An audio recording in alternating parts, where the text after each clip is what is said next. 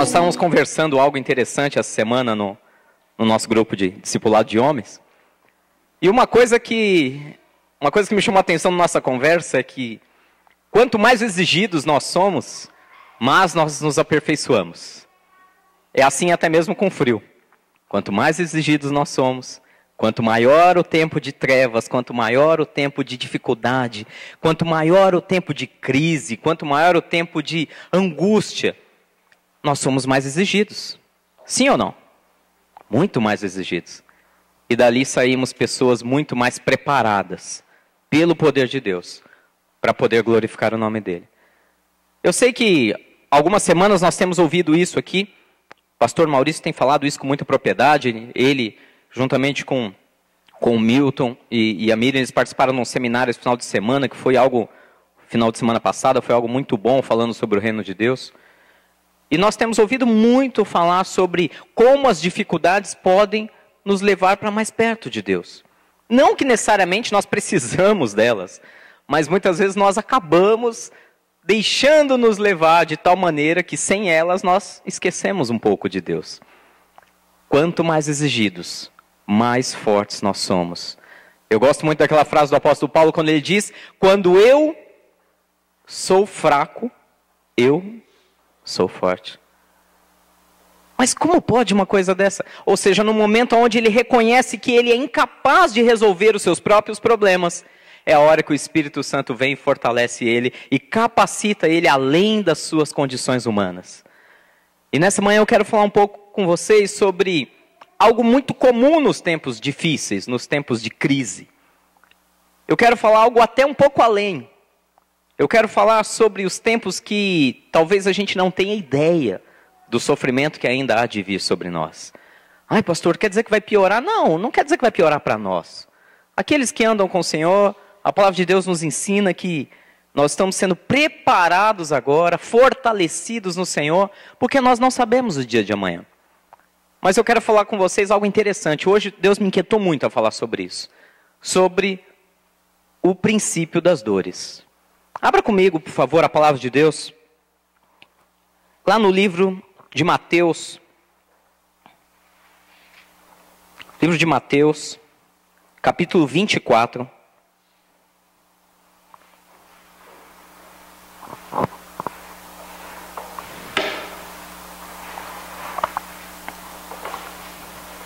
Mateus capítulo 24. É necessário que nós, como igreja de Jesus Cristo, entendamos o que pode estar acontecendo ao nosso redor e que muitas vezes nós preferimos não ver. Mateus capítulo 24.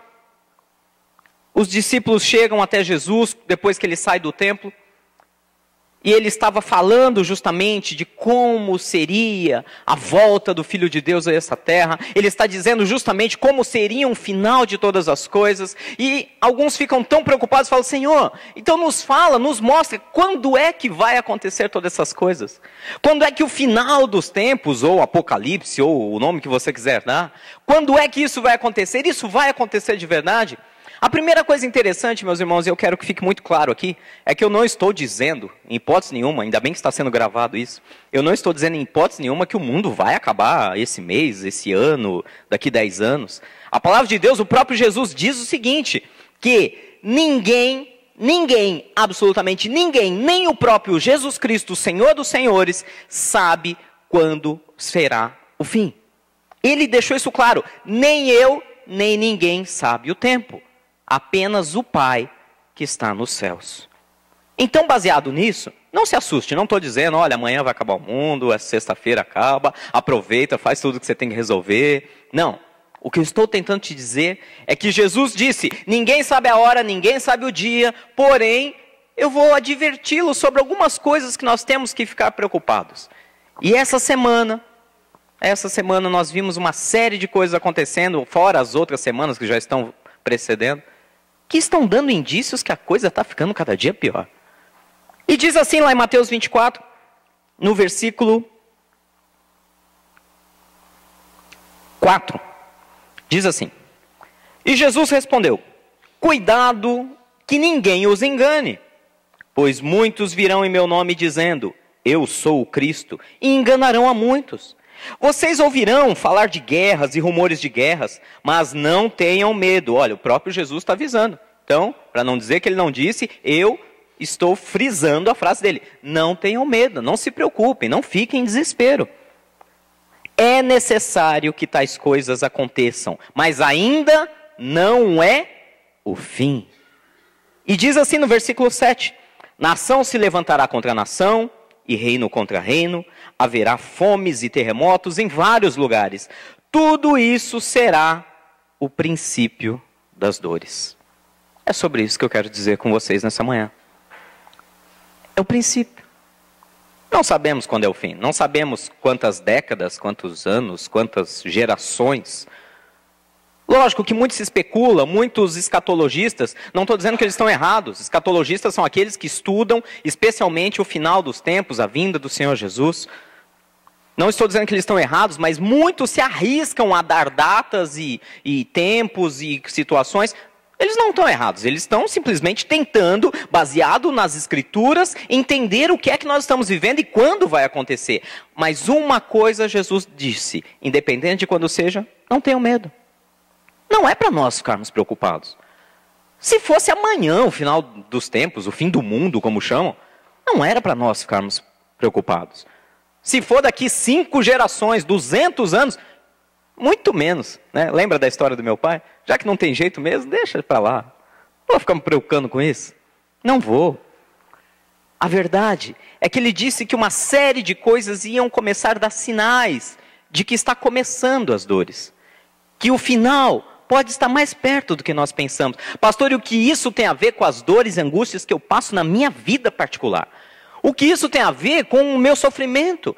O que isso tem a ver com o meu problema familiar? O que isso tem a ver com as minhas finanças? Tem tudo a ver. Porque aqui, se você continuar acompanhando comigo, diz no versículo 9, que então eles os entregarão, está falando de nós, aqueles que amam a Jesus Cristo. Eles os entregarão para serem perseguidos e condenados à morte. E vocês serão odiados por todas as nações, por minha causa, diz o Senhor. Naquele tempo muitos ficarão escandalizados, trairão e odiarão uns aos outros, e numerosos falsos profetas surgirão e enganarão a muitos.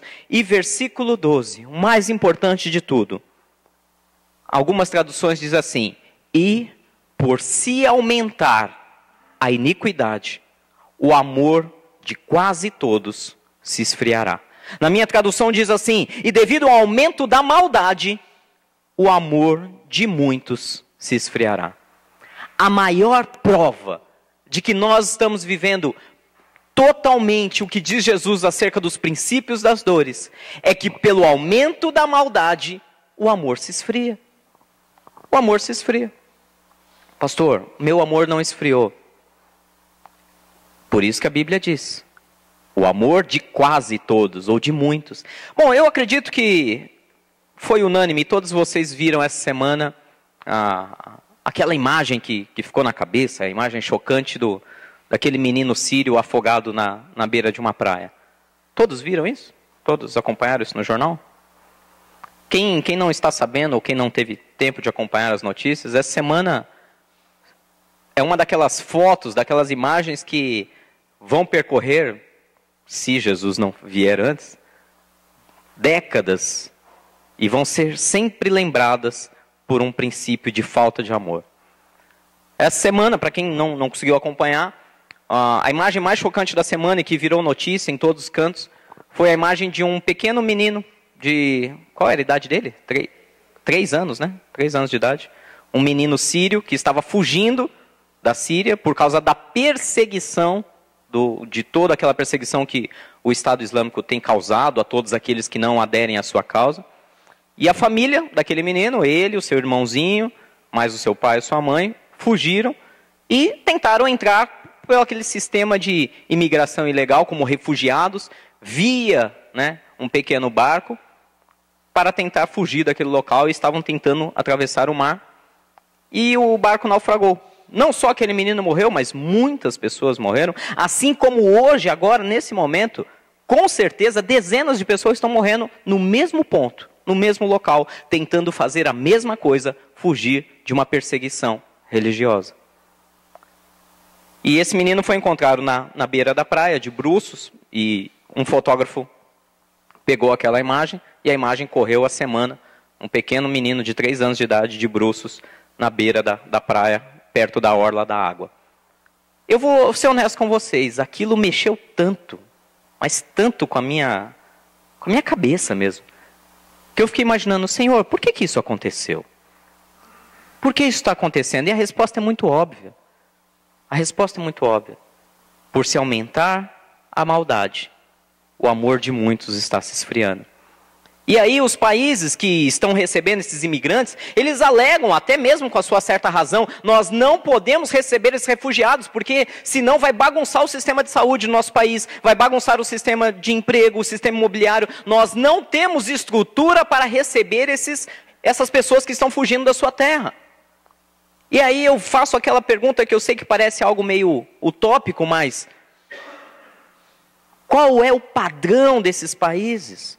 Nós estamos falando de países como Áustria, nós estamos falando de países como Alemanha, como Grécia, que por mais que a economia esteja com todos os seus problemas, países sim, que poderiam, sem nenhuma dificuldade, sem perder um tal padrão, montar campos, receber essas pessoas, esses refugiados. Só para vocês terem ideia do que eu estou falando, meus queridos, hoje o país que mais recebe os fugitivos quando eu digo pessoas que fogem dessa guerra, tanto da Síria como do Iraque, hoje o país que mais recebe é o Líbano.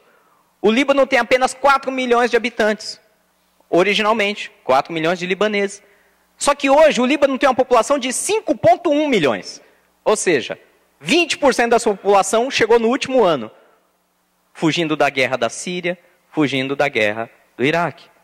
E aí você fala, se um país que podemos dizer pobre, porque existem riquezas naturais como o Brasil, mas que não é tão forte economicamente, como o Líbano, consegue receber até 1/5 da sua população e cuidar dessas pessoas, por que países tão ricos não podem? Porque falta amor.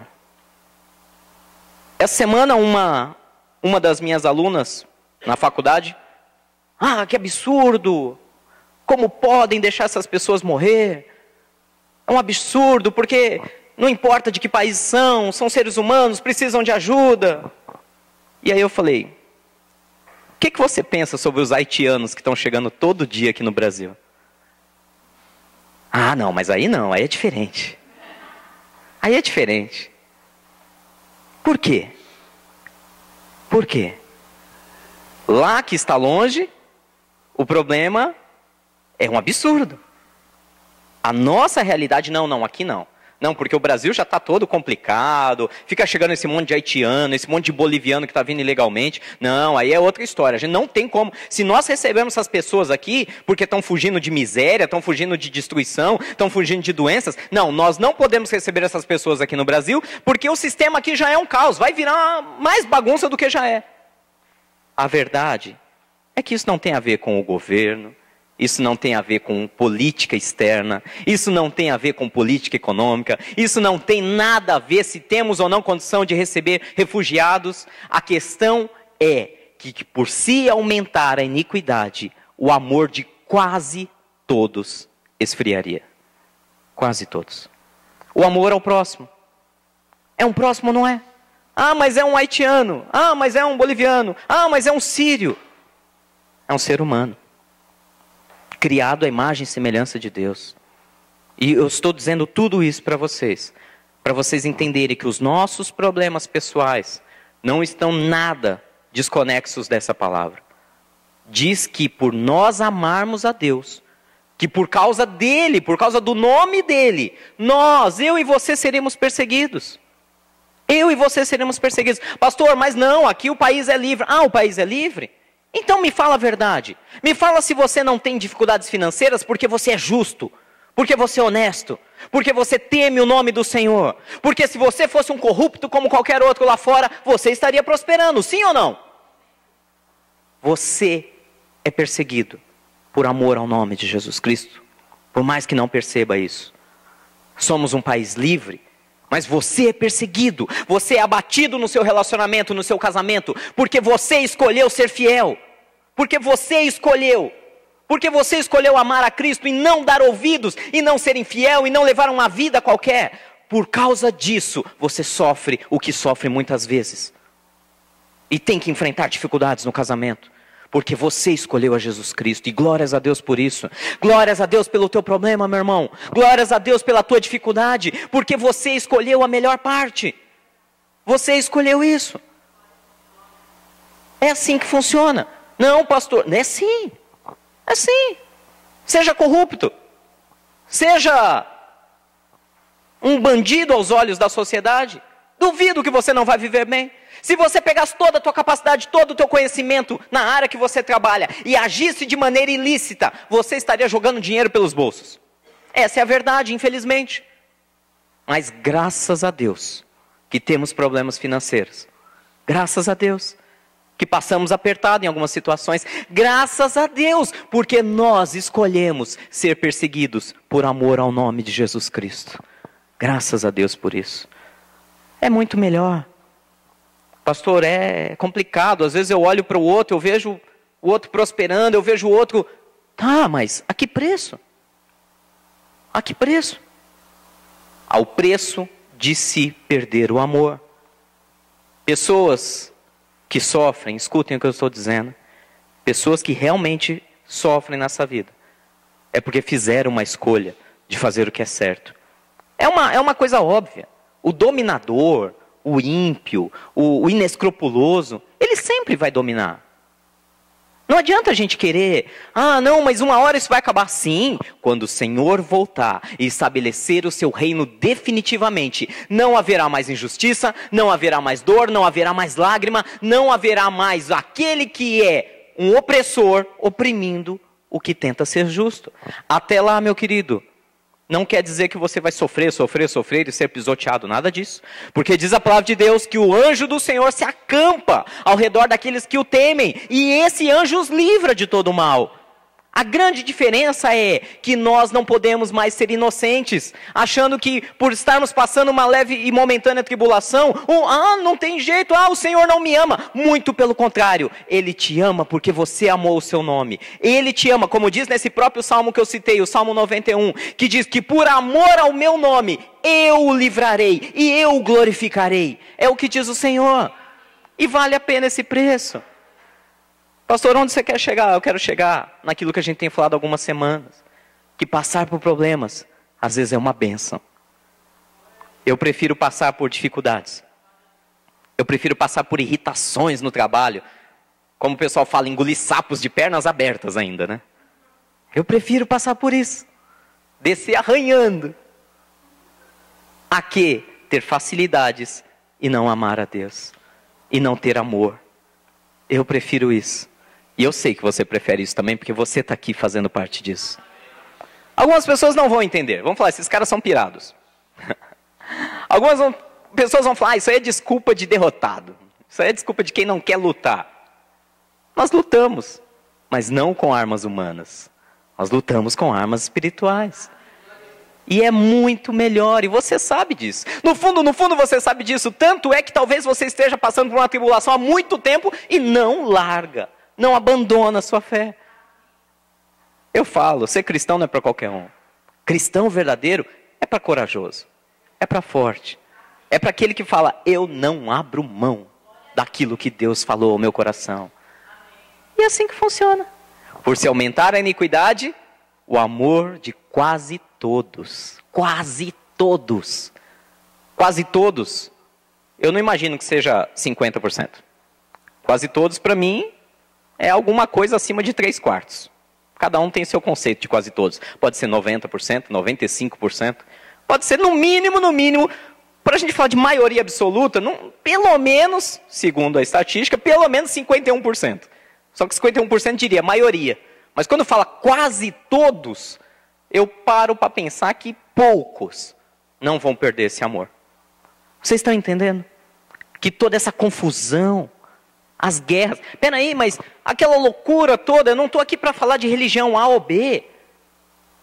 A questão não é o islamismo. Até porque, quantos e quantos muçulmanos sinceros verdadeiramente pregam o amor aquilo que verdadeiramente está no Alcorão. Pregam a paz, pregam a busca.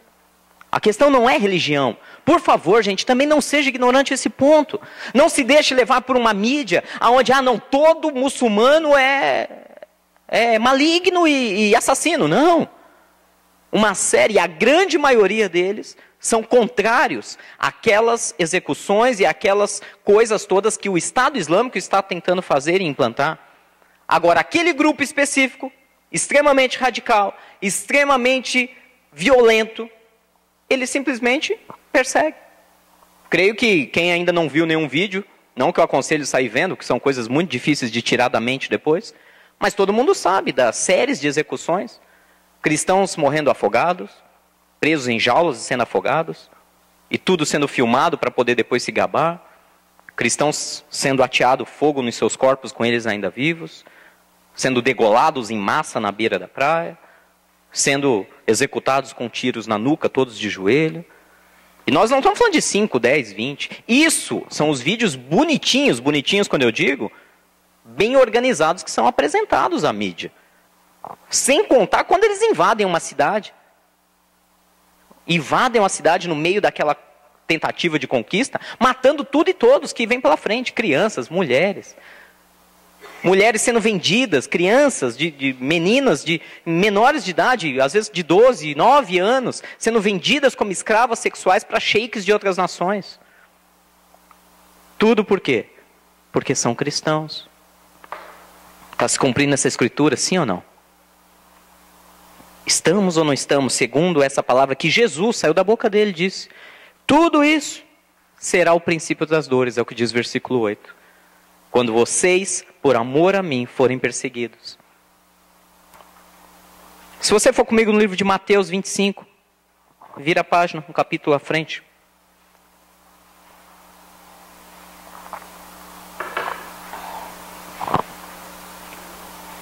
Você vai perceber que o amor está se acabando.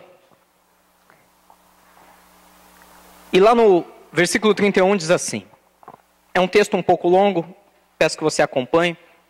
Lembrando a todos que eu estou usando a nova versão internacional, mas o sentido, seja qual for a tradução que vocês tiverem, é o mesmo. Diz assim, quando o Filho do Homem, Mateus 25, 31, quando o Filho do Homem vier em sua glória, com todos os anjos, e assentar-se-á em seu trono na glória celestial, todas as nações serão reunidas diante dele, e ele separará umas das outras, como o pastor separa as ovelhas e os bodes. Eu acho lindo esse texto, porque Jesus deixa claro, em que todas as nações estarão diante dele para ser julgadas.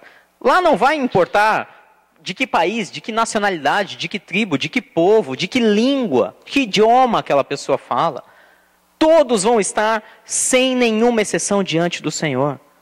E diz assim, versículo 33, e colocará as ovelhas à sua direita e os bodes à sua esquerda. Lembrando que a ovelha simboliza em toda a palavra de Deus o animal manso, o animal que não se rebela, o animal que aceita a vontade do seu pastor.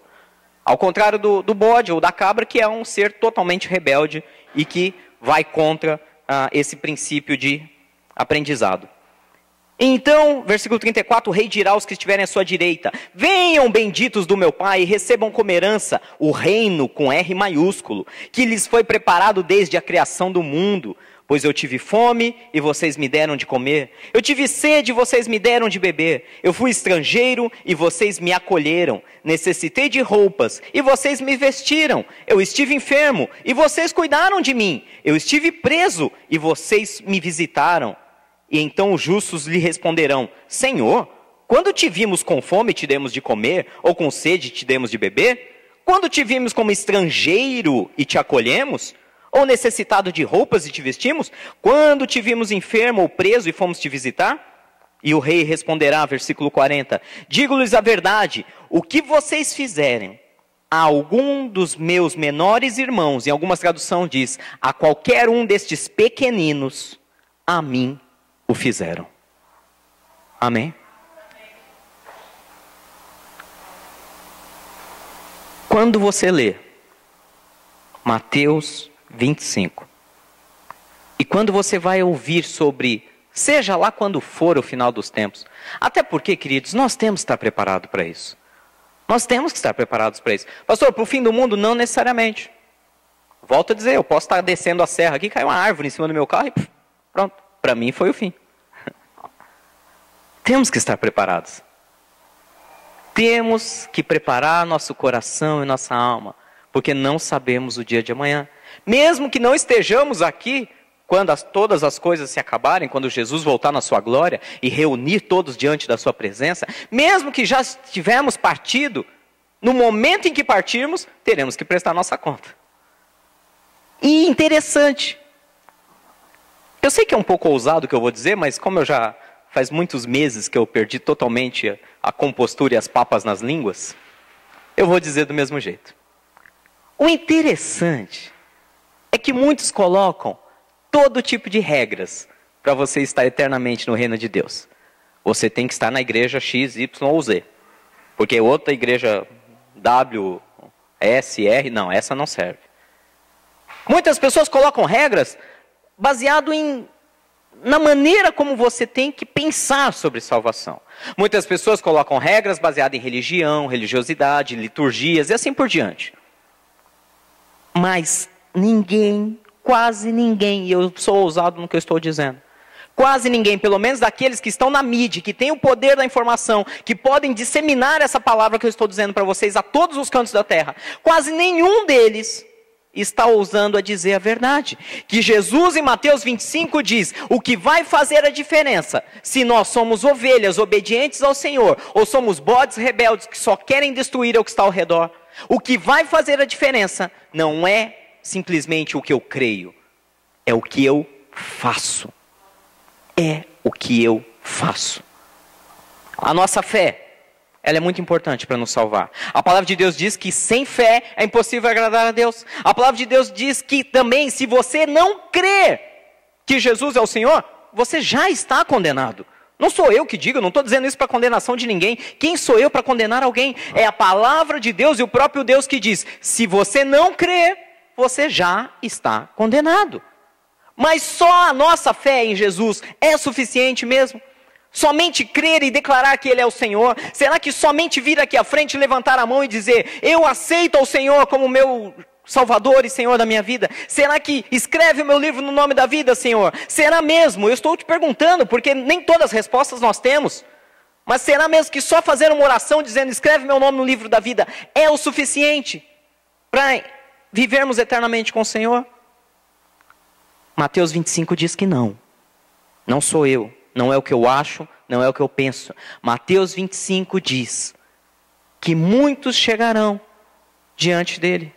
Se você for continuar nesse texto depois, você vai ver aonde Jesus chega a certo ponto a falar para os seus próprios discípulos, Senhor, pregamos em teu nome, expulsamos demônios em teu nome, curamos enfermos em teu nome. Jesus vira para eles e fala, eu não conheço vocês. Ué, mas eles eram da fé ou não eram? Eram da fé. Mas ele deixa muito claro em Mateus 25, que a diferença é entre quem ama e quem não ama. Quem faz e quem não faz. Pastor, volto a dizer, às vezes eu estou tão atribulado, eu tenho tantas dificuldades, eu tenho tantos problemas, e eu volto a dizer, você só os tem porque você ama a Deus, e glória a Deus por isso.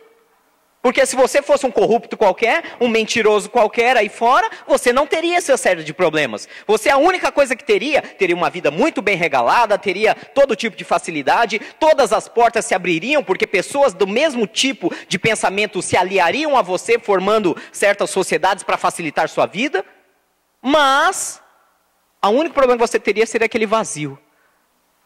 Lá dentro. Tem tudo ao redor. Tudo que o dinheiro compra. Tudo que a alegria dessa terra pode te proporcionar. Mas lá dentro, falta o mais importante. A certeza da tua salvação em Cristo Jesus. E aí alguns podem dizer, pastor, é que essas tribulações são tão duras para mim hoje, é tão difícil eu lidar, eu não estou hoje com tanta maturidade espiritual, não estou com tanta sabedoria para lidar com esses problemas, que por causa delas eu fico preso e eu não consigo pensar no próximo. Eu não consigo estender minha mão e falar, não, eu vou deixar meu problema de lado e vou cuidar de alguém que está pior do que eu. Eu entendo isso. Passei muito por essas situações. A diferença é que quando estamos vivendo isso, quando passamos por problemas tão duros a ponto de não conseguir estender as mãos, uma certa palavra deixa de se cumprir. E a palavra que deixa de se cumprir é: eu estou aqui para dar água ao sedento, estou aqui para dar comida ao faminto, eu estou aqui para acolher o estrangeiro. Nós podemos fazer algo? Será que podemos? Ou somos realmente tão impotentes diante de toda essa situação mundial? Ou há algo pequeno, por menor que seja, que nós possamos fazer? Há algo que nós possamos começar aqui entre nós, entre irmãos, entre amigos, que vá, nem que for para salvar uma alma que sequer dessa, nem que for para salvar um desses meninos sírios, e impedir que uma imagem dessa volte a acontecer, nem que for para salvar uma criança haitiana. Eu quero que você saiba, caso você não saiba, eu estava até conversando isso com alguns irmãos semana passada, eu sou péssimo em fazer propaganda, eu sou péssimo em divulgar coisas, mas não é porque eu não gosto, eu não sei fazer, não é, como alguns dizem, não é minha praia. Eu não sei fazer nem autopropaganda, muito menos propaganda alheia. Mas eu recebi um vídeo, fazem meses, não é de hoje, meses, está no meu WhatsApp, está aqui no meu celular, em algum lugar aí. Está lá no meu WhatsApp, no celular. É um vídeo do nosso irmão, o nosso irmão Judex Vital, lá do Haiti. Creio que muitos se lembram quando ele esteve ministrando aqui acho que foi no começo desse ano, no fim do ano passado. Mandando um vídeo com 2 mães e suas crianças, agradecendo a vocês por toda a ajuda financeira que tem chego lá e pela maneira como essas crianças podem, enquanto a mãe vai trabalhar, porque perderam seus maridos no terremoto, enquanto a mãe vai trabalhar, essas crianças ficam o dia inteiro sendo cuidadas, recebendo alimento, recebendo ensino, aprendendo a ler. Era um vídeo de 2 mães agradecendo. Me perdoem, eu peço perdão diante de vocês, porque esse vídeo está até hoje no meu WhatsApp e eu nunca sequer tive a coragem de passar e divulgá-los. Que fique de lição, alguém me cobre, pastora me cobra, para a semana que vem a gente passar esse vídeo e até publicar na página da igreja. Ah, mas como que isso funciona? É simples. As suas contribuições financeiras nós estamos sempre revertendo uma parte para eles, para ajudar nesse projeto. Mas eu vou dizer mais, igreja. Uma coisa é a nossa igreja faz. Uma coisa é a nossa igreja envia. Tome cuidado para não chegar aqui em Mateus 25 diante do Senhor um dia e ele falar: Senhor, mas eu fiz. Eu coloquei lá, eu coloquei o dinheiro lá para missões e foi enviado lá para o Haiti e tal. Pode ser que Jesus vire, mas você, eu não te lembro. Uma coisa é você terceirizar esse serviço de amor. Como que terceiriza um serviço de amor? É simples. Puxa, eu não tenho estômago para certas coisas. Eu não tenho trato para certas coisas. Então é melhor eu só... Não, se envolva. Se você não tem o chamado para ir até esses lugares, para ir até os moradores de rua, se você não tem esse chamado de ir até os confins da terra, nos piores lugares onde houveram desastres, tudo bem, isso não é nenhum problema. Cada um tem o seu dom, o seu chamado e ministério. Mas, ao fazer a outra parte do teu chamado, que é a parte da contribuição, não faça somente por fazer. Se envolva. Faça a sua contribuição, mas queira saber o nome das crianças que estão recebendo isso, queira saber quem são, como está indo, como está o desenvolvimento escolar dessa criança, como ela está recebendo ou não o evangelho. Se envolva, não fique apenas em depositar um valor ali. Amém? Eu sei que parece um pouco assustador a maneira como eu estou trazendo, mas, queridos, é o princípio das dores. Tentem se colocar no meu lugar. Tentem imaginar como está meu coração aqui, sendo, de alguma maneira, responsável. Diz a palavra de Deus. Isso não é coisa da minha cabeça, eu não sou melhor que nenhum de vocês. Mas a palavra de Deus diz que a vida de cada um de vocês será cobrada de mim. Mas o que eu tenho a ver com isso? A vida de cada um é individual, sim. Mas ai de mim, diz a palavra do Senhor, se eu não falar a verdade. Ai de mim se eu não disser para vocês e não abrir os seus olhos para dizer o que é certo e o que é errado. Diz a palavra de Deus que eu serei cobrado pelo sangue de cada um daqueles para quais eu preguei. Eu serei. Então eu sei que talvez você entre aqui e fala, pastor, hoje você está meio mórbido, meio down, está faltando alegria, está faltando aquela palavra. Eu sei disso. Eu também não estou contente com tudo que eu recebi essa semana espiritualmente falando. Eu também não estou contente com todo esse peso espiritual que caiu sobre nós e sobre o mundo ao longo dessas semanas e meses. Também não estou celebrando isso. Mas uma coisa eu sei, se somos perseguidos e passamos problemas, é porque nós amamos ao Senhor. E se Deus está permitindo nós entendermos isso aqui, é porque Ele está dizendo, pode ser feito mais. Eu tenho certeza, você já me conhece. Quando eu falo pode fazer mais, não estou falando de dinheiro, não estou falando de tempo. Eu sei que muitos não têm tempo. Eu estou falando de amar, de coração. Amém? Você pode envolver teu coração mais com isso. Você pode colocar o teu coração mais a ponto de orar por aqueles que são perseguidos. A ponto de realmente sentir e falei, e se fosse aqui? Ou melhor, se Deus não tivesse nos dado esse privilégio de nascer numa região, num continente tão livre, para poder escolher a sua própria decisão espiritual. E se nós tivéssemos nascidos em lugares como esses? E se fôssemos nós? E se fossem nossos filhos na beira de um oceano? Jesus, não quero nem imaginar isso. Dói demais isso. Dói demais isso. Nós somos tão livres, apesar das nossas dores e nossas perseguições aqui. Nossas perseguições, eu tenho certeza, elas não se comparam ao que nossos irmãos estão vivendo naquela região.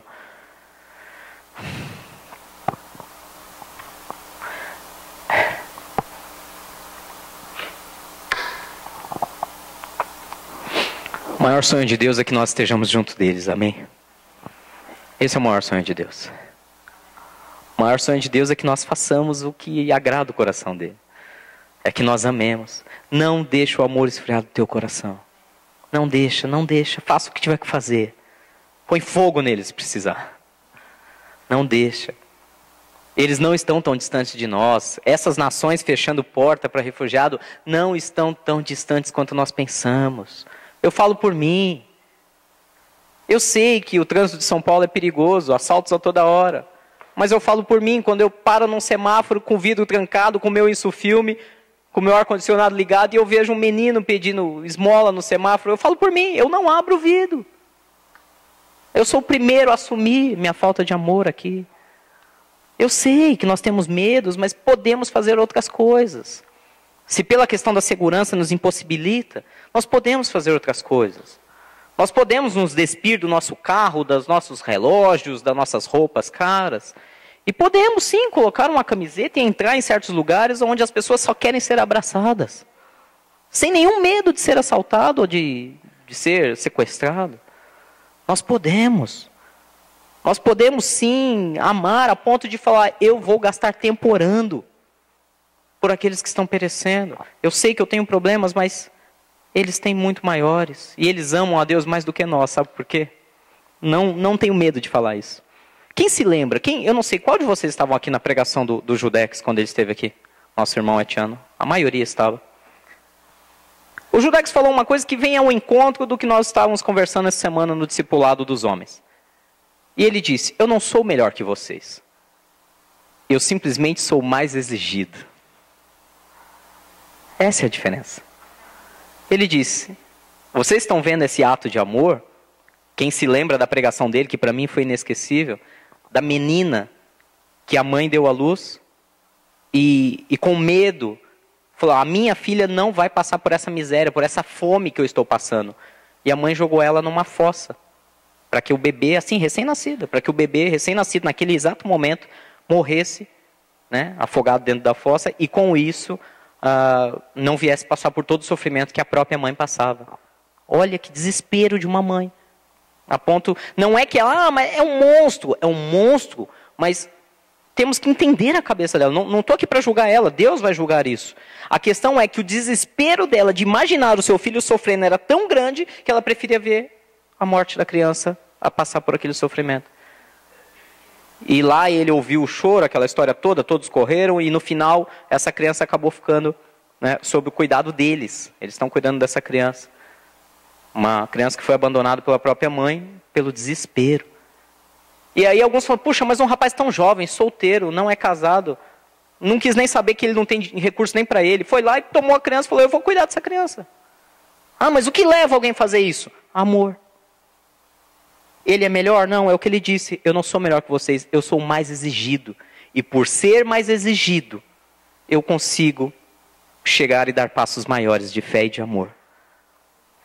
Meus queridos, outra coisa que eu glorifico a Deus e não sou hipócrita, ainda bem que nós não somos exigidos nesse nível. Eu falo isso a Deus, Senhor, muito obrigado.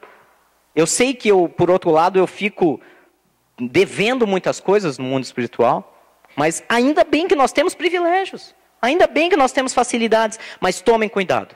Não deixem os privilégios, as facilidades, nos deixarem completamente imunes ao amor de Deus pelas pessoas que precisam. Eu quero terminar dizendo aqui, ainda no capítulo 25, no versículo 44, que é a parte mais dura do que a gente precisa ler e ouvir hoje, diz que eles também responderão, Senhor, quando te vimos com fome ou com sede, ou estrangeiro, ou necessitado de roupas, ou enfermo ou preso, e não te ajudamos? E ele responderá, digo-lhes a verdade, o que vocês deixaram de fazer a qualquer um desses mais pequeninos, também a mim deixaram de fazê-lo. E estes irão para o castigo eterno, mas os justos para a vida eterna. Amém? Não é algo gostoso de sair celebrando. Mas é algo que eu volto a dizer, Deus cobra de mim se eu não falar para vocês. Precisamos não deixar o amor se esfriar. Precisamos reacender esse amor. Cada um vai procurar da sua maneira.